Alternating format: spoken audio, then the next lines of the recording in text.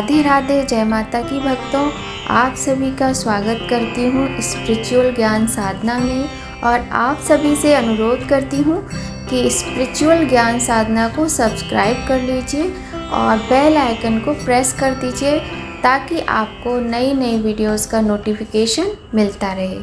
तो भक्तों, गंगा दशहरा का दिन बेहद महत्वपूर्ण माना जाता है। ऐसा कहा जाता है कि इस दिन माँ गंगा धरती पर अवतरित हुई थी। ऐसे में इस शुभ तिथि पर देवी गंगा की पूजा करने से जीवन के सभी दुखों का अंत होता है। जय माता की, राधे राधे। कैसे हैं आप सभी लोग? आशा करते हैं सभी लोग बहुत अच्छे होंगे। बताने के लिए कमेंट में जय माता की, राधे राधे अवश्य ही लिखिएगा। वर्ष 2024 में गंगा दशहरा कब है, ये संपूर्ण जानकारी आज हम आपके लिए लेकर आए हैं और आज की वीडियो बहुत ही महत्वपूर्ण होने वाली है। तो वीडियो को बिना स्किप किए पूरा देखिएगा, आपके बहुत काम आने वाली है। साथ ही हम आपको ये भी बता दें कि वर्ष 2024 में गंगा दशहरा के दिन बहुत सारे शुभ संयोगों का संयोग बन रहा है। तो चलिए जानते हैं वो कौन कौन से शुभ संयोग में गंगा दशहरा आया है, डेट क्या है, सारा कन्फ्यूज़न दूर करते हैं। इस बार 2024 में गंगा दशहरा का पर्व 16 जून 2024 दिन रविवार को मनाया जाएगा। देखिए, कब किसी तरह का इस वर्ष कन्फ्यूज़न नहीं करना है क्योंकि गंगा दशहरा उदया तिथि में मनाया जाएगा 16 जून 2024 दिन रविवार को। तो किसी भी तरह की कोई भ्रम में पड़ने की आवश्यकता नहीं है और बहुत ही सुंदर संयोगों के साथ गंगा दशहरा का पर्व मनाया जाएगा। सनातन धर्म में गंगा दशहरा के पर्व का बेहद महत्वपूर्ण महत्व है। पौराणिक कथाओं के अनुसार इस दिन माँ गंगा पृथ्वी लोक पर अवतरित हुई थी और राजा भागीरथ के पूर्वजों को मोक्ष प्रदान किया गया था। ऐसा माना जाता है कि जीवन दायिनी माता गंगा की पूजा करने से सभी पापों का अंत होता है। इसके साथ ही रोग दोष से मुक्ति मिलती है। ज्येष्ठ मास के शुक्ल पक्ष की 10वीं तिथि को प्रतिवर्ष गंगा दशहरा का महान पर्व मनाया जाता है। कहा जाता है कि ज्येष्ठ मास के शुक्ल पक्ष की 10वीं तिथि को गंगा माँ का जन्म हुआ था। इससे पहले गंगा माँ स्वर्ग में बहती थी, लेकिन ज्येष्ठ मास के शुक्ल पक्ष की 10वीं तिथि का वो पहला दिन था जिस दिन गंगा माँ पहली बार धरती पर आई थी। और जो हमारे भगवान श्री राम के पूर्वज थे, उन्होंने अपने पूर्वजों के मोक्ष के लिए बहुत ही कठिन तपस्या करके माँ गंगा को प्रसन्न किया था भागीरथ जी ने। और उसके बाद उन्होंने अब गंगा जी का वेग संभालेगा कौन, इस बात की समस्या उत्पन्न हुई। उसके बाद भागीरथ जी ने भगवान शिव जी की घोर तपस्या की, बहुत ही कठोर तपस्या की, जिससे कि शिव जी प्रसन्न हुए और उन्होंने अपनी जटाओं से गंगा माँ को पृथ्वी पर आने का स्थान दिया। वो पहला दिन था ज्येष्ठ मास के शुक्ल पक्ष की 10वीं तिथि का। इस दिन गंगा माँ का अवतरण हुआ था पृथ्वी पर, इसीलिए इस दिन को गंगा दशहरा के नाम से माना जाता है। और प्रतिवर्ष गंगा दशहरा का त्यौहार बहुत ही खुशी हर्षोल्लास के साथ मनाया जाता है। गंगा माँ सभी पापों से हर व्यक्ति को मुक्ति देने वाली हैं। जब व्यक्ति का मृत्यु हो जाती है और उनका अंतिम संस्कार हो जाता है, उसके बाद अस्थि विसर्जन गंगा में ही किया जाता है और तभी माना जाता है कि जो व्यक्ति की मृत्यु हुई है उसकी आत्मा को मुक्ति मिलेगी।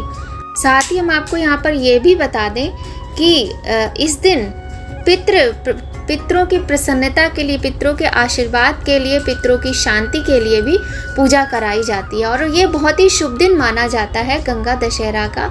इस दिन बिना किसी विघ्न के, बिना किसी सोच विचार के आप अपने पितरों के निमित्त पूजन कार्य करवा सकते हैं, उनकी मुक्ति का कोई भी कार्य करा सकते हैं।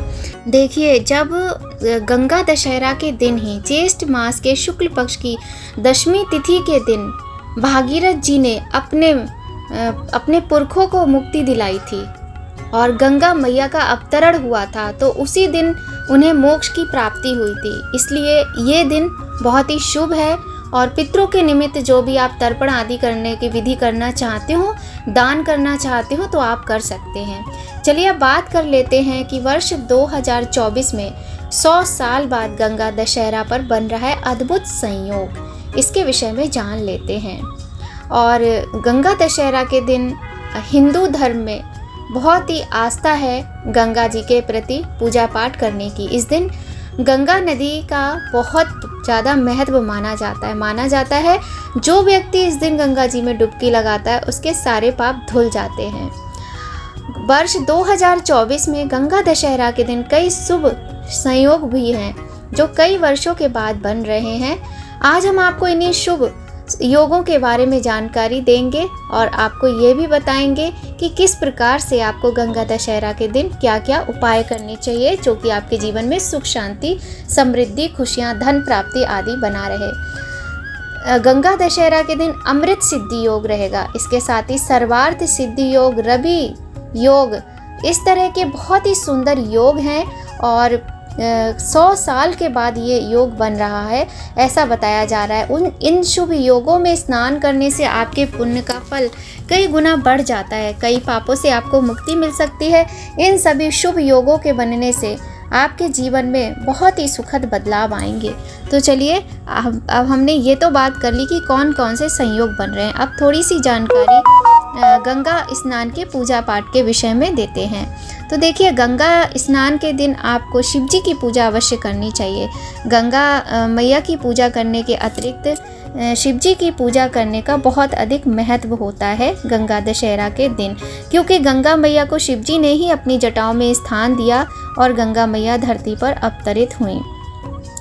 इस दिन जो लोग ऐसी जगह पर रहते हैं जिनके आसपास गंगा मैया जैसी पवित्र नदियां हैं तो वो ये लाभ अवश्य उठाएं कि गंगा में स्नान अवश्य करें।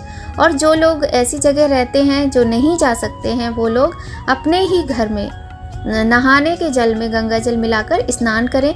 और ध्यान रखें, ये कार्य आपको ब्रह्म मुहूर्त में करना है। सबसे शुभ मुहूर्त ब्रह्म मुहूर्त ही माना जाता है और 3:30 बजे, प्रातःकाल 3:30 बजे से इस मुहूर्त का प्रारंभ हो जाता है। तो आप इस समय से कर सकते हैं। और यदि किसी को स्वास्थ्य की समस्या है, किसी और प्रकार की समस्या है तो वो अपने हिसाब से कर सकते हैं। स्नान करने के बाद सूर्य भगवान को जल अर्पित करने के बाद किसी शिवालय में जाकर शिव जी की पूजा अवश्य करें। शिव जी की पूजा करने से आपको आपकी मनोकामनाएं पूर्ण होंगी और आपको अपने पापों से मुक्ति मिलेगी, क्योंकि आज के दिन शिव जी की पूजा बहुत ही आवश्यक मानी जाती है। अब शिव जी को भोग भी लगाना है तो गंगा दशहरा के दिन शिव जी को गुड़ का भोग लगाना चाहिए। यह जो गुड़ होता है ये बहुत अच्छा माना जाता है। आज के दिन भोग के लिए मंगल का प्रतीक माना जाता है। ऐसा कहा जाता है कि महादेव को गुड़ अर्पित करने से जीवन की मुश्किलें समाप्त हो जाती हैं, साथ ही ग्रह कलेश से मुक्ति मिलती है। इसके साथ ही कुंडली में जो अशुभ ग्रह होते हैं उनका प्रभाव समाप्त हो जाता है। आज के दिन आप सफ़ेद मिठाई का भोग भी लगा सकते हैं। सफ़ेद मिठाई का भोग लगाना भी अत्यंत शुभ होता है। सफ़ेद मिठाई का भोग भगवान भोलेनाथ को अत्यधिक प्रिय है और आप चाहें तो घर में खीर बनाकर खीर का भोग लगाएं भोलेनाथ को। और भोलेनाथ को सफ़ेद मिठाई या फिर खीर का भोग लगाने से जीवन में सकारात्मक ऊर्जा का संचार होता है, घर में सुख शांति का वास होता है और इसलिए इस दिन ये भोग अवश्य लगाएं। गंगा दशहरा के दिन भगवान शिव को शहद का भोग भी लगाना चाहिए। इससे व्यक्ति के वैवाहिक जीवन में सुख शांति बनी रहती है और जो भी मुश्किलें होती हैं वो समाप्त होती हैं। अगर आप भोलेनाथ की कृपा पाना चाहते हैं तो उन्हें ये भोग अवश्य ही लगाएं। तो बहुत ही सुंदर संयोगों के साथ गंगा दशहरा का ये पावन पर्व आया है।